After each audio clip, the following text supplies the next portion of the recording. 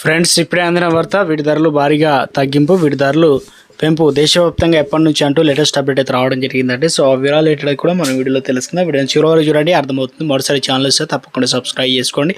చూస్తున్నారు కానీ లైక్ చేయడం మర్చిపోతున్నారు, వెంటనే లైక్ చేయండి. వీళ్ళకి అయితే వెళ్ళిపోదామండి. వంట నూనెల ధరలు మరింత తగ్గే ఛాన్స్ కనిపిస్తున్నాయి అనమాట. ఇక ముఖ్యంగా తగ్గేవి ఏంటైతే క్రూడ్ ఆయిల్ వంట నూనెలపైన దిగుమతి సుంకాన్ని 10% తగ్గిస్తూ కేంద్ర సర్కార్ అయితే నిర్ణయం తీసుకుంది. సో ఎప్పటి నుంచి ఈ నిర్ణయం అమల్లోకి వస్తుంది ఏంటంటే, మే 31వ తేదీ నుంచి మనకు అమల్లోకి రానున్నాయి. కేంద్రం విడుదల చేస్తున్న నోటిఫికేషన్ తెలియజేసింది. ప్రస్తుతం క్రూడ్ ఆయిల్ ధర, అదేవిధంగా క్రూడ్ సోయా ఆయిల్ కావచ్చు, క్రూడ్ సన్ఫ్లవర్ 20% దిగుమతి ట్యాక్స్ విధిస్తున్నారు. కాగా భారతదేశంలో వినియోగిస్తున్న వంటను 70% దిగుమతి పైన ఆధారపడుతూ ఉన్నారనమాట.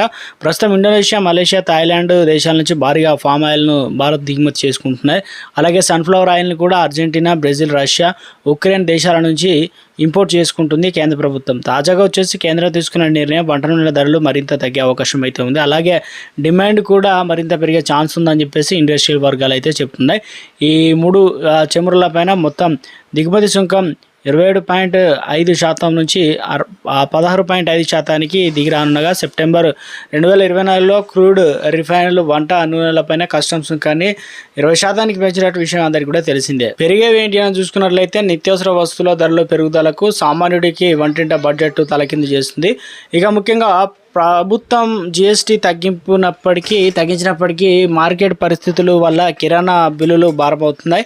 ఇందులో వచ్చేసి ఎఫ్ఎంజీసీజీ ఏదైతే ఉందో సంస్థ, హెచ్యుఎల్ కావచ్చు, టాటా కన్స్యూమర్ కావచ్చు, డాబర్ వంటి కంపెనీలు తమ ఉత్పత్తి ధరలు సుమారు 5% వరకు పెంచేందుకు సిద్ధమయ్యారు. ఇక అదేవిధంగా మనం రోజువారీ వాడే సబ్బులు, డిటర్జెంట్లు కావచ్చు, అదేవిధంగా హెయిర్ ఆయిల్ కావచ్చు, నూడిల్స్ వంటి వస్తువుల రేట్లు పెరగనున్నాయి. గతంలో ద్రవ్యోల్బణం ఇబ్బంది పడుతున్న సామాన్యుడికి తాజా పెంపు మరింత భారం కానుంది. ముఖ్యంగా మధ్యతరగతి కుటుంబాలకు నెలవారీ కిచెన్ బడ్జెట్లో ఈ మార్పు స్పష్టంగా కనిపించనుంది. దీనివల్ల పొదుపు తగ్గి ఖర్చులుగా పెరిగే అవకాశం అయితే ఉన్నట్టు చెబుతున్నారు. ధరలు పెరగడానికి ప్రధాన కారణాలు.